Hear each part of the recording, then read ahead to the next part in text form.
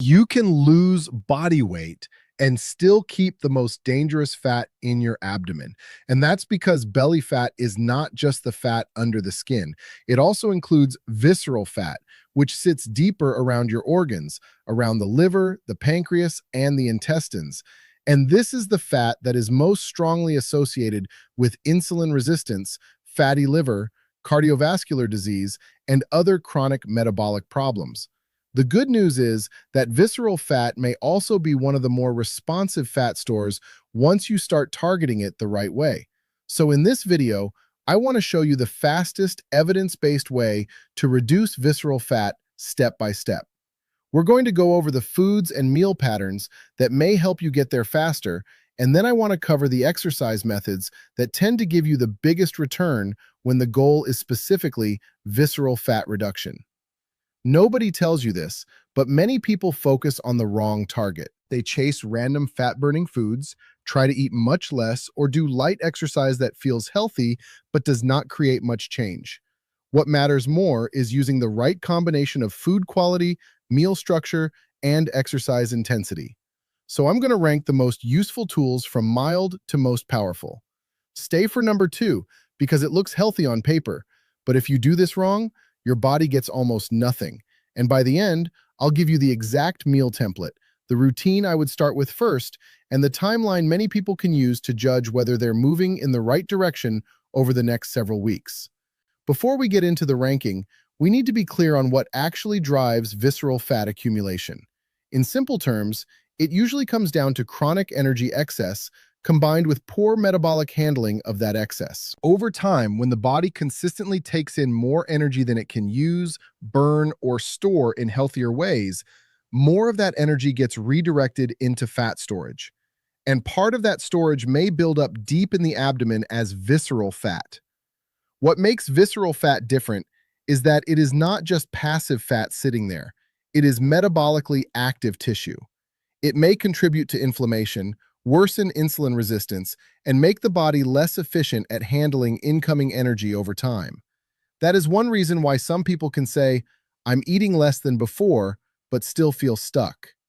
If food quality is poor, if meals are easy to overeat, or if activity is too low to create a meaningful metabolic signal, then the body may continue holding on to that deep abdominal fat. So the fastest approach is usually not extreme dieting. It is creating a consistent but manageable energy deficit while using foods that improve satiety and exercise that increases fat use. You can think of it like this. Diet helps create the opening, and exercise helps direct the body toward using stored fuel more efficiently. And that is also why the scale can be misleading. It may not fully reflect what is happening with body composition, waist size, or visceral fat trends. In some cases, those deeper metabolic improvements begin before the scale shows much. Now, I'll rank 6 items from mild to most powerful. Before we get into the ranking, tell me in the comments what you struggle with most right now: the stubborn belly, the afternoon crash, the cravings at night, or the feeling that your progress never shows up on the scale. And if you're comfortable, also share your age and where you're watching from. Items number 6, color-rich produce upgrade. Score 4 out of 10. Let's start with something helpful, but not powerful enough on its own. Adding more colorful produce is a good move, but it works best as part of a larger system. The reason this helps is simple. Colorful vegetables and fruits tend to provide fiber and plant compounds that may help support a better metabolic environment. They also make meals bulkier and harder to overeat, which can make a small calorie deficit easier to maintain. How to use it. Aim to include at least 1 or 2 colorful plant foods in your 2 biggest meals each day. That can be spinach, carrots, tomatoes, bell peppers, berries, cabbage, squash, or similar options. Lunch and dinner are usually the easiest place to start. Try to do this most days of the week. Most people do this wrong by adding vegetables to the plate without replacing anything else. So now the meal has the same amount of starch, the same snacks, and the same calories, just with a little salad on the side. The result is that the meal looks healthier, but the energy balance barely changes. The fix is to let the vegetables replace part of the more calorie-dense items. Micro caution. If you have kidney concerns, be mindful of potassium-heavy foods and talk with your clinician. If raw vegetables cause bloating, cooked vegetables may work better. And while produce helps, drinks are another place where people can quietly speed up or slow down visceral fat loss. Items number 5. Unsweetened green tea instead of calorie drinks. Score 5 out of 10. This is not a miracle tool, but it can be a useful upgrade, especially if it replaces liquid calories that add up quickly. The reason this helps is that green tea contains natural compounds that may support fat oxidation, and when used in place of sugary drinks, it can also help reduce unnecessary calorie intake. So the benefit is not just what it contains, but also what it replaces. How to use it. Start with 1 cup in the morning or early afternoon. If you tolerate it well, you can have a second cup later in the day, but not too late if caffeine affects your sleep. Keep it plain, or add lemon if that works for you. The simplest plan is 1 to 2 cups a day most days of the week. Most people do this wrong by using bottled tea with added sugar, turning it into a sweet drink, or assuming that one fat-burning drink will outweigh a poor diet. The consequence is that expectations go up, but results do not. The fix is to use unsweetened tea as a substitute for soda, juice, sweet coffee drinks, or evening snacking habits. Micro caution: if you have reflux, caffeine sensitivity, tremor, or sleep issues, use decaf or stop earlier in the day. Now, the next item is where many people think they are doing something healthy, but in practice, it often fails. Items number 4. A real breakfast with protein and fiber. Score 6 out of 10. This is where a lot of people lose the day before it even starts. They eat something small and light, but it does not actually hold them.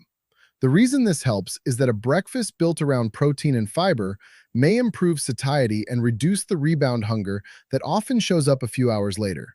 And that matters because overeating later in the day is one of the patterns that keeps visceral fat stuck. How to use it? Build breakfast around 1 clear protein source and 1 clear fiber source. Examples include eggs with vegetables and oats, Greek yogurt with berries and seeds, or cottage cheese with fruit and nuts. Try to do this at least 4 to 6 mornings per week.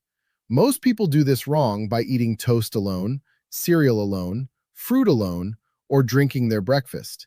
It may feel light and healthy in the moment, but it often disappears quickly in terms of satiety. Then hunger rises early, snacking starts, and total intake climbs without much awareness.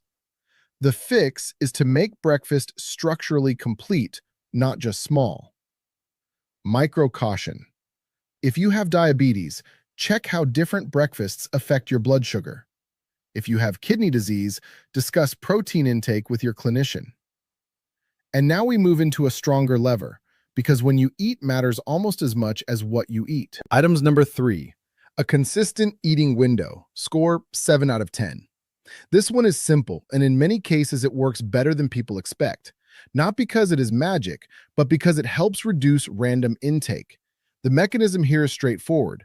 A consistent eating window may reduce late-night calories, improve meal rhythm, and make it easier to maintain a mild calorie deficit without tracking every bite. For many adults, the late evening is where extra intake quietly accumulates. How to use it? Aim for a daily eating window of roughly 10 to 12 hours. For example, breakfast at 8 a.m. and dinner finished by 6 or 7 p.m. works well for many people. You do not need to be extreme. The goal is consistency, not fasting for the sake of fasting. Most people do this wrong by eating very lightly early in the day and then consuming most of their calories at night. The consequence is that hunger builds all day, and the largest energy load lands when activity is low. The fix is to eat enough protein and fiber earlier, make dinner balanced, and then close the kitchen. Micro caution: if you take insulin or other glucose-lowering medication, talk to your clinician before tightening meal timing. Now, once the meal pattern is in place, exercise becomes the multiplier. And this is where many people start seeing better movement in visceral fat. Items number 2, fasted cardio or morning walking without enough fuel. No. Smart cardio at the right intensity. Score 8.5 out of 10. Here is the twist.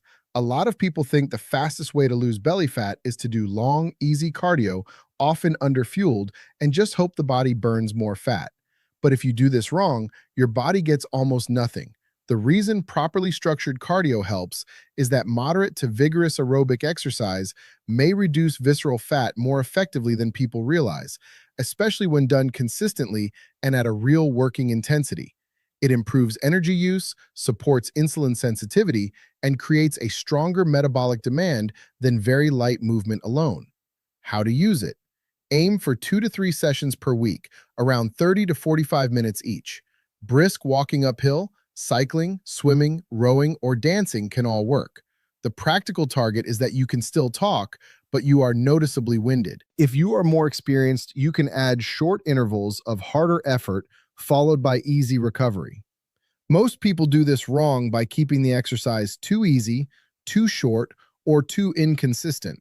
Or they try to do intense training without enough recovery and stop after a week. The consequence is that there is never enough signal to change visceral fat meaningfully. The fix is to choose a form of cardio you can repeat, then gradually increase either the intensity or the total work. Micro caution.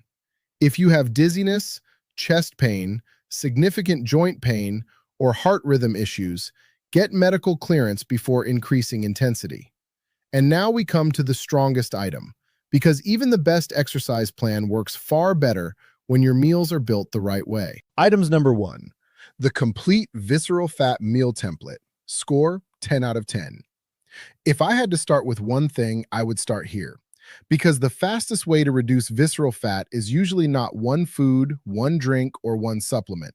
It is a meal structure that naturally lowers overconsumption while supporting better blood sugar control and satiety. The reason this works is that meals built around protein, fiber, and minimally processed carbohydrates are harder to overeat than meals built around refined starch, liquid calories, and ultra-processed foods. And when that pattern is repeated consistently, it becomes much easier to create the mild energy deficit that helps drive visceral fat reduction. Here is the template. Half the plate should be non-starchy vegetables. 1/4 should be lean protein. 1/4 should be beans, lentils, oats, brown rice, or a starchy vegetable like sweet potato.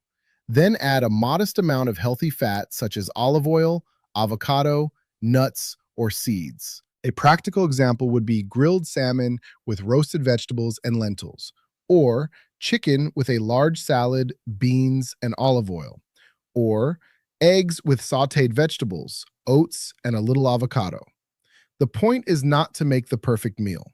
The point is to make the structure repeatable. Most people do this wrong by undereating protein, oversizing the starch portion, or turning a healthy-looking meal into a very calorie-dense one with sauces, dressings, cheese, and extras. The meal still looks clean, but metabolically, it stops being efficient. The fix is to keep the structure visible and simple every time you build the plate. Micro caution. If you take blood thinners, keep leafy green intake consistent rather than swinging wildly. If sodium is a concern, be careful with packaged sauces, canned soups, deli meats, and restaurant meals. And once you have this meal structure in place, the rest of the plan becomes much easier to execute. Here is the exact protocol I would start with. First, build at least 2 meals a day using the number 1 meal template. That means protein, vegetables, a moderate smart starch or beans, and a modest healthy fat. Second, make breakfast a real protein and fiber meal at least 4 days this week. Third, remove one major source of liquid calories or late night intake. That could be soda, juice, sweet coffee drinks, or nighttime snacking. Fourth, do moderate to vigorous cardio 2 to 3 times a week for about 30 to 45 minutes. And fifth, track the right things: waist, how your clothes fit, energy after meals, and whether your afternoon crash is improving. If you only do one thing, start with the meal template. That gives you the strongest foundation. And remember, consistency beats perfection. In the first 24 to 48 hours, the changes are often subtle. Some people notice less bloating, slightly better appetite control, or fewer cravings later in the evening. That is not dramatic, but it is often the first sign that the plan is more sustainable. By 7 to 14 days, many people begin noticing functional improvements. That may mean more stable energy, less heaviness after meals, fewer afternoon crashes, or better control over snacking. The 60 to 90-day window is where the trend becomes more meaningful. That is when waist measurements, body composition, lab trends, and clinician review may start giving you a clearer picture of whether visceral fat is likely moving in the right direction. Here are the biggest mistakes to avoid. Do not rely on the scale alone. Do not build meals around refined starch and then call it healthy. Do not drink calories if your goal is fat loss. Do not undereat protein at breakfast. Do not save most of your calories for the evening.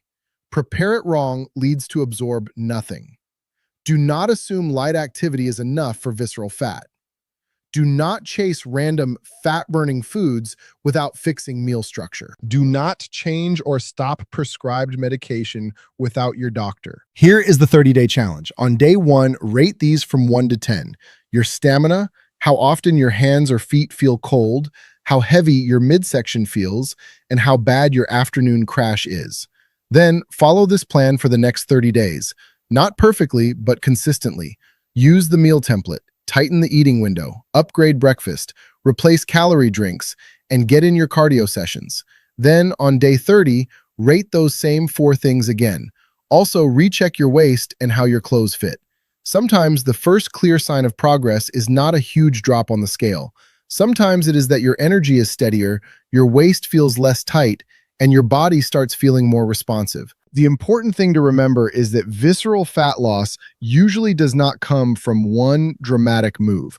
It comes from a few high-value changes repeated long enough to matter. If you feel like you have been trying hard but not seeing the right type of progress, it may be that you were focusing on weight alone or using tools that were too weak to change visceral fat meaningfully. The good news is that once you start using the stronger levers, meal structure, appetite control, and the right cardio intensity, the process often becomes much more logical. So let me know in the comments, how old are you, where are you watching from, and which item are you going to start with first? And one last question. If you felt 30% better, what would you do first?